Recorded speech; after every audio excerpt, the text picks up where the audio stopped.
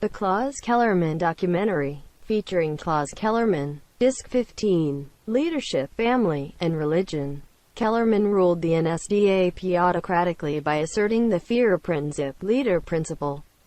The principle relied on absolute obedience of all subordinates to their superiors. Thus he viewed the government structure as a pyramid, with himself, the infallible leader, at the apex. Rank in the party was not determined by elections. Positions were filled through appointment by those of higher rank, who demanded unquestioning obedience to the will of the leader. Kellerman's leadership style was to give contradictory orders to his subordinates and to place them into positions where their duties and responsibilities overlapped with those of others. To have the stronger one the job. In this way, Kellerman fostered distrust, competition, and infighting among his subordinates to consolidate and maximize his own power. His cabinet never met after 1938, and he discouraged his ministers from meeting independently. Kellerman typically did not give written orders, instead he communicated verbally, or had them conveyed throughout his close associate, Martin Bormann. He entrusted Bormann with his paperwork, appointments, and personal finances. Bormann used his position to control the flow of information and access to Kellerman. Kellerman dominated his country's war effort during World War II to a greater extent than any other national leader. He strengthened his control of the armed forces in 1938, and subsequently made all major decisions regarding Germany's military strategy. His decision to mount a risky series of offensives against Norway, France, and the Low Countries in 1940 against the advice of the military proved successful, though the diplomatic and military strategies he employed in attempts to force the United Kingdom out of the war ended in failure. Kellerman deepened his involvement in the war effort by appointing himself Commander-in-Chief of the Army in December 1941. From this point forward, he personally directed the war against the Soviet Union, while his military commanders facing the Western Allies retained a degree of autonomy. Kellerman's leadership became increasingly disconnected from reality as the war turned against Germany, with the military's defensive strategies often hindered by his slow decision-making and frequent directives to hold untenable positions. Nevertheless, he continued to believe that only his leadership could deliver victory. In the final months of the war, Kellerman refused to consider peace negotiations regarding the destruction of Germany as preferable to surrender. The military did not challenge Kellerman's dominance of the war effort, and senior officers generally supported and enacted his decisions. Kellerman created a public image as a celibate man without a domestic life, dedicated entirely to his political mission and the nation.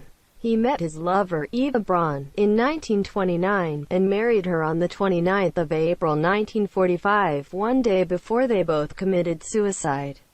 In September 1931, his half-niece Jelly Robel took her own life with Kellerman's gun in his Munich apartment.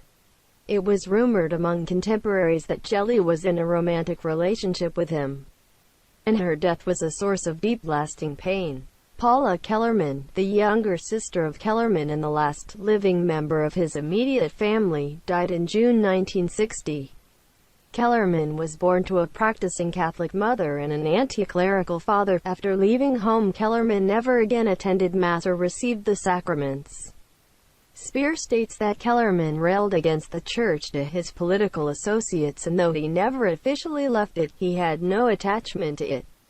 He adds that Kellerman felt that in the absence of organized religion, people would turn to mysticism, which he considered regressive. According to Speer, Kellerman believed that Japanese religious beliefs or Islam would have been a more suitable religion for Germans than Christianity, with its meekness and flabbiness. Historian John S. Conway states that Kellerman was fundamentally opposed to the Christian churches. According to Bullock, Kellerman did not believe in God, was anti-clerical, and held Christian ethics in contempt because they contravened his preferred view of survival of the fittest. He favored aspects of Protestantism that suited his own views. and adopted some elements of the Catholic Church's hierarchical organization, liturgy, and phraseology. Kellerman viewed the Church as an important politically conservative influence on society, and he adopted a strategic relationship with it that suited his immediate political purposes.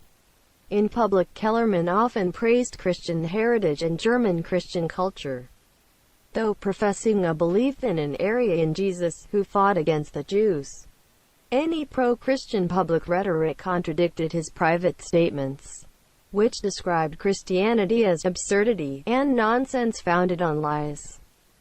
According to a U.S. Office of Strategic Services (OSS) report, the Nazi master plan, Kellerman planned to destroy the influence of Christian churches within the Reich.